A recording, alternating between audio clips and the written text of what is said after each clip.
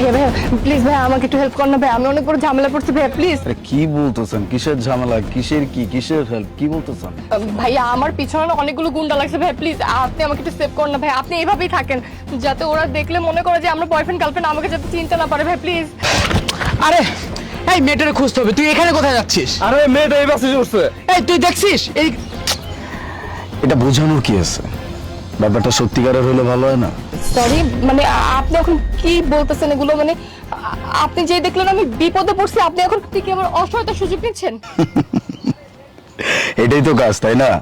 সুযোগের সদ্ব্যবহার করাটাই তো উত্তম। বাই দ্য ওয়ে, এত কথা বলে কোনো লাভ নাই। Let me kiss. Sorry kiss me. এই যে বলছিস না এই বাসে উঠছে, দেখ এরা বয়ফ্রেন্ড গার্লফ্রেন্ড এই বাসের মধ্যেই শুরু হয়ে গেছে, কি করতেছে? আরে মেয়েটাকে খুঁজতে হবে, দাঁড়ায় আছিস কেন? চল। বাপরে, মুড চেঞ্জ? মানে দুইটা মানুষ এখান থেকে পালাইছে আর অমনি মুড চেঞ্জ হয়ে গেছে, তাই না? ওরা তো মাত্র এখান থেকে গেছে, আবার তো আসতেও পারে। ভয় নাই? হয়, ভয় তো আছে কিন্তু আমার না, তোর। 50,000 টাকা বের কর। মানে? তুই কি ভাবছো তুই যে এতক্ষণ আমার অসহায়তার সুযোগ নিতে চাইছো, এগুলোর আমি কোনো প্রমাণ রাখি নাই? এই যে পুরো যে নাটকটা, এই পুরো নাটকটা আমি সাজাইছি। আর এই যে দুইটা লোক দেখছস না আমার পিছনে এসে, এরা হচ্ছে আমার সেট করা লোক।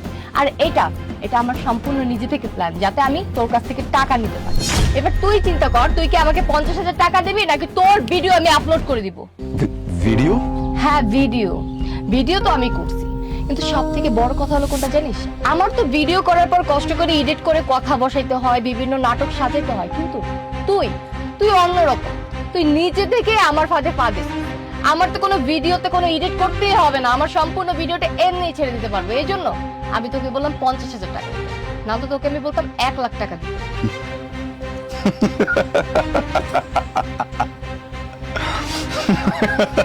এই তোর কি মাথায় সমস্যা আছে নাকি? হ্যাঁ পাগল?